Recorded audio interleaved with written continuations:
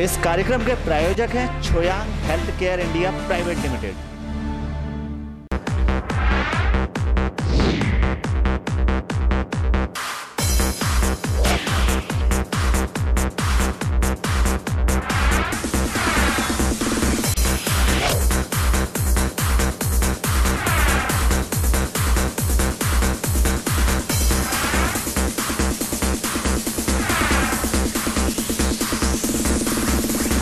Hello friends, welcome to filmy Friday. मैं हूं आपके होस्ट एंड दोस्त पायल।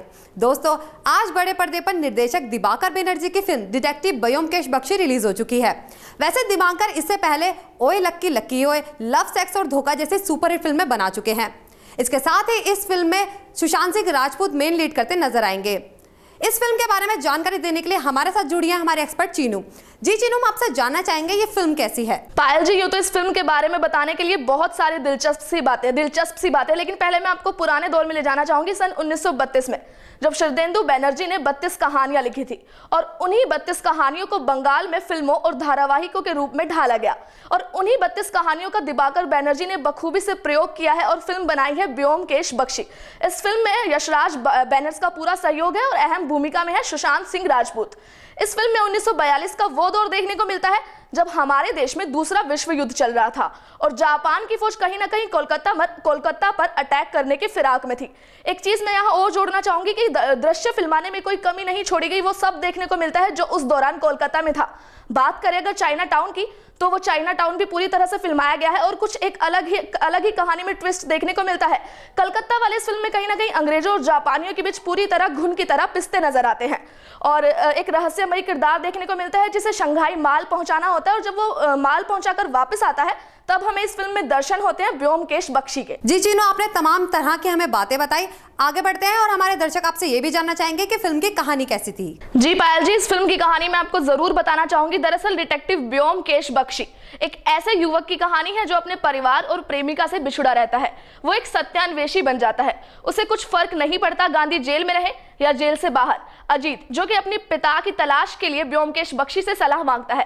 पहले तो ब्योमकेश बख्शी उसे उसके पिता को भूल जाने की सलाह देता है, लेकिन बाद में कहीं ना कहीं डिटेक्टिव को उसकी कहानी में रुचि आने लगती है और वो निकल पड़ता है उसके पिता की तलाश में।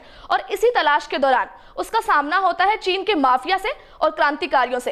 एक के बाद एक गुत्थी उलझती जाती है और इन्हीं सबको सुलझाने के लिए वो एक एक करके सभी रहस्यों से पर्दा उठाता है।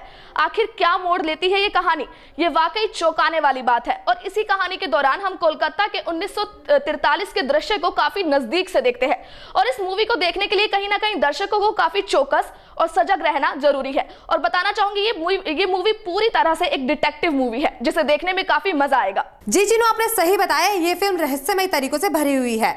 इसके साथ साथ चीनू, आपसे ये भी जानना चाहेंगे इस फिल्म में कलाकारों का अभिनय कैसा था? जी पायल जी, जहां तक बात की जाए कलाकारों और उनके अभिनय की, तो दिवाकर मुखर्जी ने सभी का चयन बखूबी किया है और कहीं ना कहीं सुशांत सिंह राजपूत एक बेहतर अभिनेता के तौर पर उभर कर सामने आए हैं और उन्होंने कहीं ना कहीं डिटेक्टिव के किरदार को अपने अंदर ढाल लिया है और उन्होंने जो कॉस्ट्यूम कैरी किया है इस फिल्म में वो कहीं ना कहीं उन पर जचता नजर आ रहा है। वहीं दूसरी ओर फिल्म की नायिका स्वस्तिका मुखर्जी की अगर बात की जाए तो वो कहीं ना कहीं अपने किरदार में लोगों को प्रभावित करने में नाकाम नजर आ रही हैं।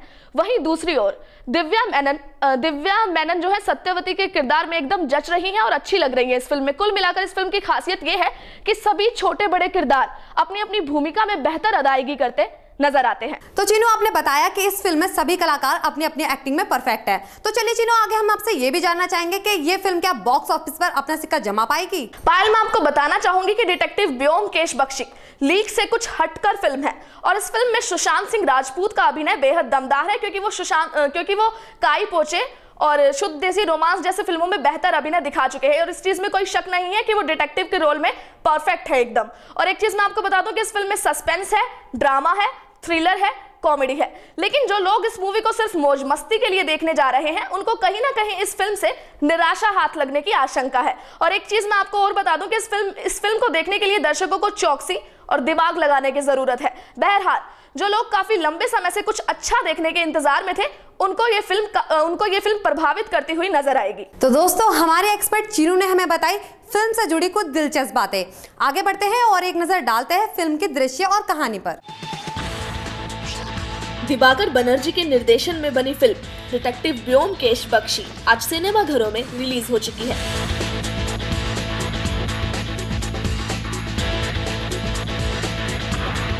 इस फिल्म में छोटे पर्दे से अपनी खास पहचान बनाने वाले Bollywood actor Sushant Singh Rajput main lead role में नजर आएंगे। इससे पहले सुशांत कभी भी इस तरह के रोल में नजर नहीं आए हैं। हालांकि सुशांत इस फिल्म से पहले काई पोचे, शुद्ध देसी रोमांस और पीके में अपना दमदार अभिनय दिखा चुके हैं। अब अगर बात करें फिल्म की कहानी की, तो ब्योमकेश बख्शी एक साधारण सा इंसान है जो अन्य डिटेक्टिव्स की तरह सर पर हैट नहीं लगाता और ना ही मुंह में पाइप फंसाए दिखाई देता है। वो तो एक आम भारतीय की तरह धोती कुर्ते में नजर आता है।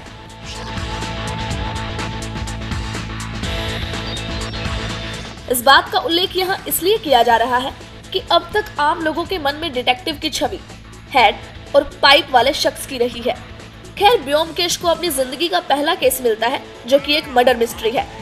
अजीत बनर्जी यानी आनंद तिवारी उनके पास आता है और कहता है कि उसके पिता कई दिनों से गायब हैं।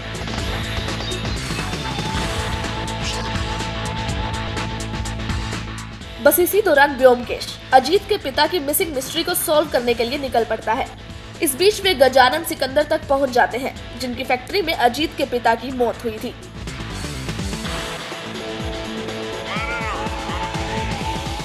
अब ब्योमकेश का अजीत के पिता की मौत की गुत्थी को सुलझाना ही अहम मकसद है। मामले में नया ट्विस्ट तब आता है जब गजानन का कत्ल कर दिया जाता है। इस बीच ब्योमकेश की जिंदगी में अंगूरी देवी यानी कि स्वस्तिका मुखर्जी की एंट्री होती है।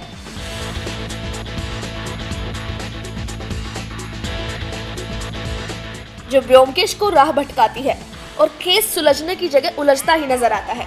जांच के दौरान ब्योमकेश को पता चलता है कि अजीत के पिता की मौत के तार कलकत्ता में चल रही ड्रग डीलिंग से जुड़े हैं।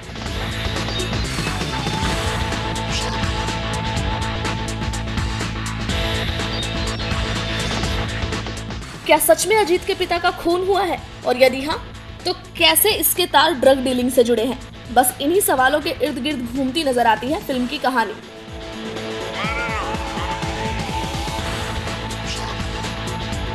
ये तो थी फिल्म की कहानी।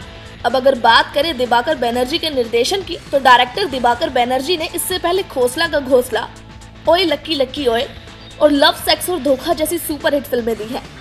लगभग हर फिल्म के लिए उनके निर्देशन को सराहना मिली है। एक बार फिर उनके काम की तारीफ करनी होगी।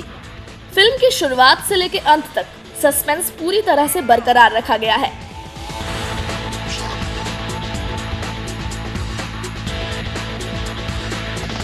हर एक सीन पर उन्होंने मजबूती के साथ काम किया है। एक जासूस की नजर कैसे छोटे बर्तन से लेकर सड़कों और बसों पर लगे पोस्टर्स तक के मामले से सुराग तलाशती है, इसे दिबाकर ने बड़े ही अच्छे तरीके से दिखाया है।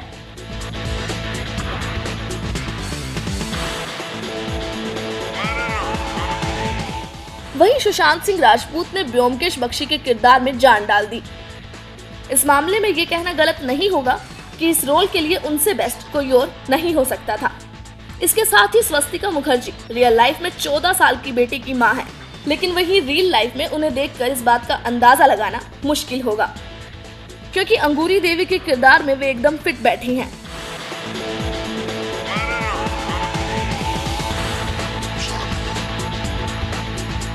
बतौर विलेन नीरज काबी की एक्टिंग भी काफी शानदार रही। दिव्या मेनन सहित बाकी स्टार्स के हिस्से में जो काम आया, उन्होंने उसे बखूबी निभाया।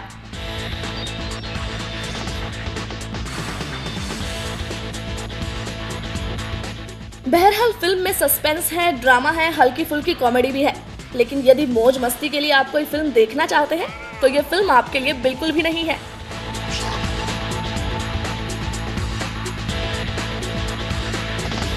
क्योंकि इस फिल्म में आपको थोड़ा दिमाग लगाना पड़ सकता है।